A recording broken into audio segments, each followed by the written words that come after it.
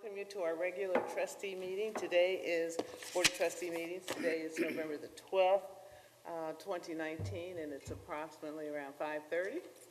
And would like to begin first with the roll call. Yes. Mr. Bernie? Excuse me. Mr. Bernie? Present. Mr. Honlaw? Present. Ms. McFarland? Present. All the trustees are present. Okay. And next, let's do the Pledge of Allegiance, and I'd like Browder, our Chief of Police, to lead us. Pledge allegiance to the flag of the United States of America and to the republic for which it stands, one nation, under God, indivisible, with liberty and justice for all. Okay. Cold weather, I'm getting Well, looks like it may be cold outside, but it's warm in here, and we got a nice agenda. Let's start with the approval of the minutes. We had regular session October the 8th, 2019, public hearing on October the 9th, 2019, and regular work session October the 22nd, 2019. Need a motion to approve those minutes? So moved. Seconded. All those in favor? Aye. Motion carries. Motion, those minutes are approved. And Mr. Burning, our fiscal officer, if you could Yes, give us Ms. a financial McFarland, report, please. Wow, big audience. For the month ending October 31st, 2019, the township's expenditures were $1,491,695.39, and receipts were $1,222,094.51. That gives us an ending cash balance of $21,866,131.72, including obligations to expenditures, payroll, regular operating costs, ongoing capital improvement projects, and investments. What I request is a motion to approve the receipts, warrants, payroll expenditures, update, and current revenues and reports for the period ending October 31st, 2019. Do I have a motion? So moved. Seconded. All those in favor? Aye. Good, motion carries. And I want everyone to know that financial reports are available for viewing during regular business hours at the township offices or on our website 24/7. Thank you, Ms. McFarland. Thank you, Mr. Burning. Excellent report. Next, we have our departmental action and discussion items. I'm going to turn it over to our administrator, Mr. Gilbert. Thank you, Ms. McFarland. This evening, we do have a light agenda. I guess this would be considered the calm before the storm with us internally here in admin and our various departments. We're starting our budget process actually tomorrow. Kim Cox and I will be meeting with various department heads to begin the temporary appropriations process. So light agenda tonight. However, we will get to work tomorrow and prepare our budget for 2020. The first action item I have on the agenda is our healthcare renewal. As the board is aware in previous discussions, we have our third-party administrators custom design benefits. Our broker is actually Highland. And this year we are changing our stop-loss carrier from Optum to NUS. The reason that change is taking place is simply because of price. We went out to the market and looked at various options regarding our stop loss, and they provided the best quote. Therefore, I am requesting a motion authorizing the administrator to enter into an agreement with NUS for our stop loss carrier for a health insurance renewal. And I will add that our fixed costs relative to our TPA, our broker, and any fees associated with the stop loss is actually a reduction in cost from the previous year. However, as you know, because we're self-funded, we budget for maximum claim liability, and because we pay the claims up to a certain amount before stop loss kicks in, it is a slight increase over last year in terms of what we're going to have to budget for, but it isn't a guaranteed expense. It's an appropriation we have to make, but it isn't a guaranteed expenditure. The guaranteed expenditure is actually our premium and our fees and admin fees associated with our various contracts is actually about a 15% reduction from last year. What about the benefits? Were there any major changes? No, and that's the thing, and credit given to Larry Mullins and our various other staff members that are involved with the benefits team. We were able to keep the benefits exactly the same. And because we're doing some creative things with, I won't go down this rabbit hole necessarily, but how we're lasering out certain people with high claimants, and we don't know who they are, but our TPA does. Doing some creative things with our stop loss carrier, we're able to keep the benefits the same, however, reduce our fixed costs. Although we expect claims to go up slightly beyond last year, it isn't a guarantee. It's simply speculative, and we have to budget for that possible liability. But no, the plan, to your question, is the same. Okay, that's good. So do we need a motion? Yes. So moved. Seconded. All those in favor? Aye. Motion carries. The next two items I have for action are liquor permit hearing requests. The first being Beneby Enterprises, which is essentially a change in ownership for the La Roses at the intersection of Galbraith and Winton, I believe. No, Hamilton Avenue. I'm sorry. Seven Hills. Seven Hills, Hamilton Avenue. Chief, I don't believe there's any objections. No objection. Okay, so I would just ask for a motion to send the appropriate paperwork to the Board of Liquor Control. So moved. Seconded. All those in favor? Aye. Motion carries. Similar, we have a request by Mexico Cozumel Brands, which is the new Mi Cozumel restaurant in the former Applebee's on Winton Road. And Chief, I believe there are no objections there either. We've done the proper background investigations, no issues. Okay, so I would just ask for a motion to send the appropriate paperwork to the Division of Liquor Control for that one as well. So moved. Seconded. All those in favor? Aye. Motion carries. Do we know when they're gonna open?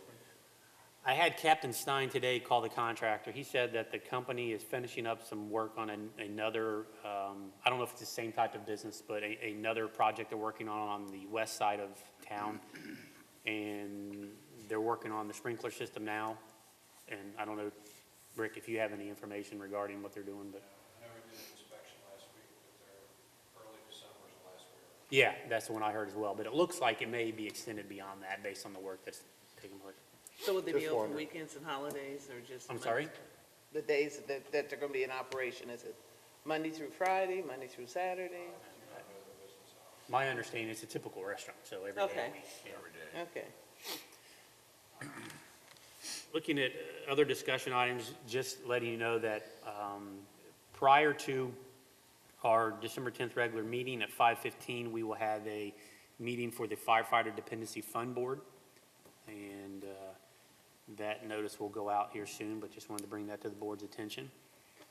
Personnel update, we only had one piece of activity, which was in the police department. Our police officer, Nicholas Hornback, received a resignation. He's moving on to Westchester Township, right, Chief? Correct.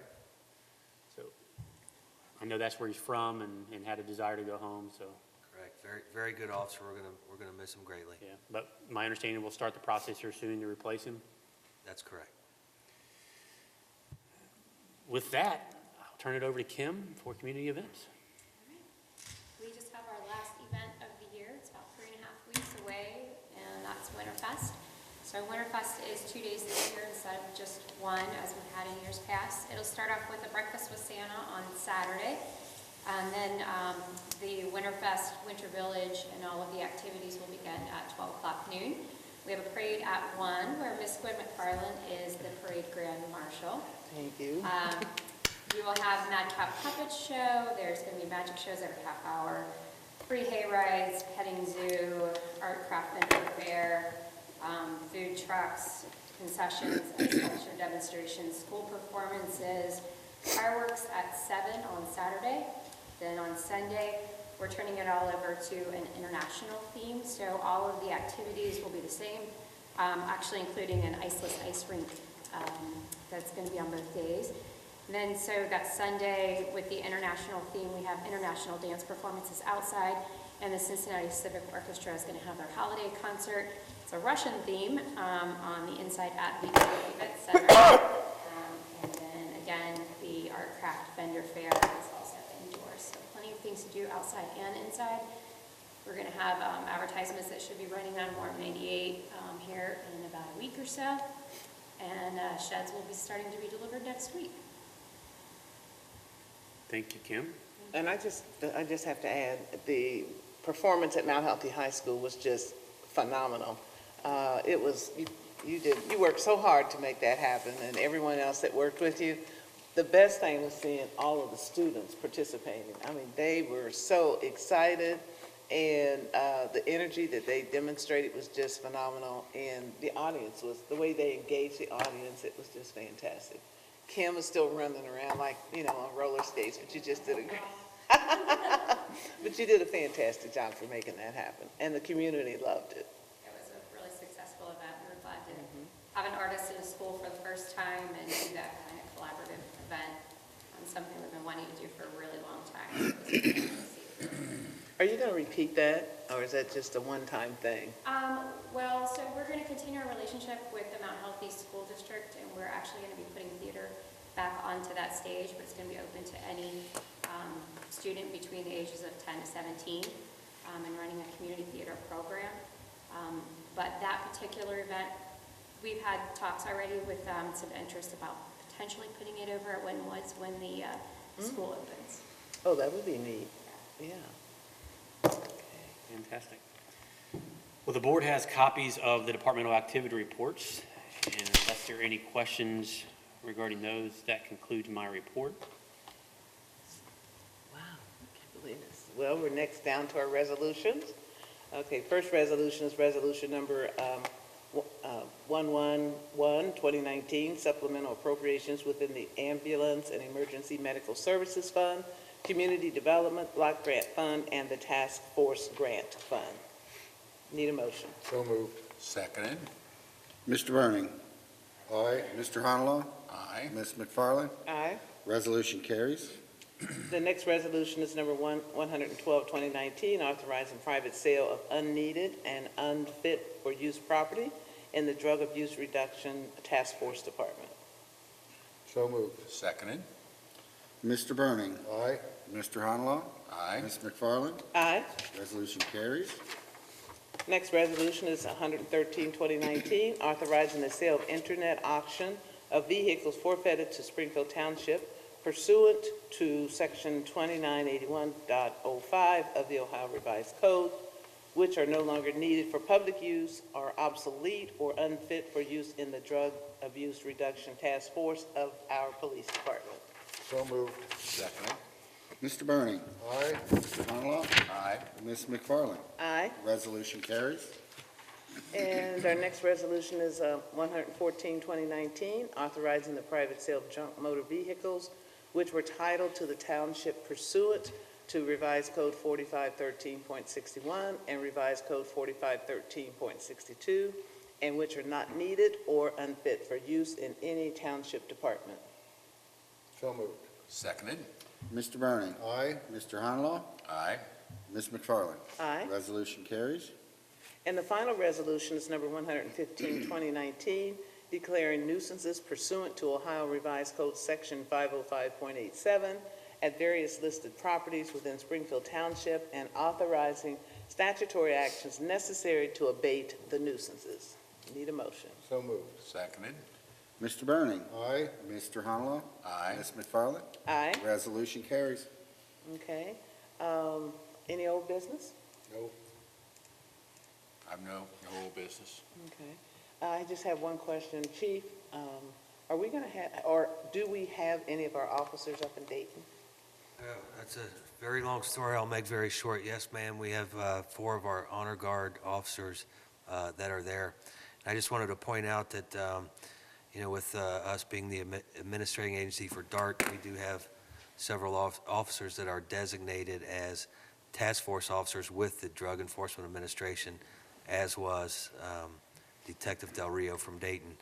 When he was tragically killed, the Dayton office contacted the Cincinnati office, and we actually had officers that went and completed that search warrant, securing all the evidence from that situation because of the fact that they obviously could not continue on after that shooting. So we've had people heavily involved in that entire situation. Thank you. Thank you for that report. Any new business? No new business. New business? Now we come to the part in our program where we have citizens' participation, and that means that any citizen in the audience has the opportunity to come before us as trustees. And if you have any comments or thoughts, we'd entertain those and ask anyone else in the audience if they would please abstain from any conversation so we can listen to that particular person as they speak. I'm going to go out and speak. Gwen, I don't have new business, but I would like to welcome in the back of the room our newest trustee, Christy Davis, who recently won the election to take over for Gwen, who has decided to move on to greener pastures, or different pastures anyway. I don't know if they're greener, but, so I Everything's just wanted to welcome Christy to the board, effective obviously January 1st. Absolutely. And we're going to miss you, Gwenny. I will miss you too. I'll be tuning in, though. And before we adjourn the meeting, and I have to apologize for this, I'd like us to have a moment of silence for the fallen officer that was in Dayton. Our police department, all of our departments work so well together, police, fire, service. When one of our brothers or sisters meets a casualty, as that did, it brings it home, to, at least to me, of how much we really value all of our officers that participate and keep our community safe. But I think we must never forget what you all do when you're out there 24/7. And you never know what you're going to walk into. And I know at one point I was with our police officers at night, and I didn't know where we were going, and it was dark, and it was in the backyard of a place in a neighborhood, which I won't define. But it really brought it home to me how you don't know when you go around a corner or you're responding to a call what you're going to meet. So I'd like a moment of silence for the fallen officer in Dayton, please.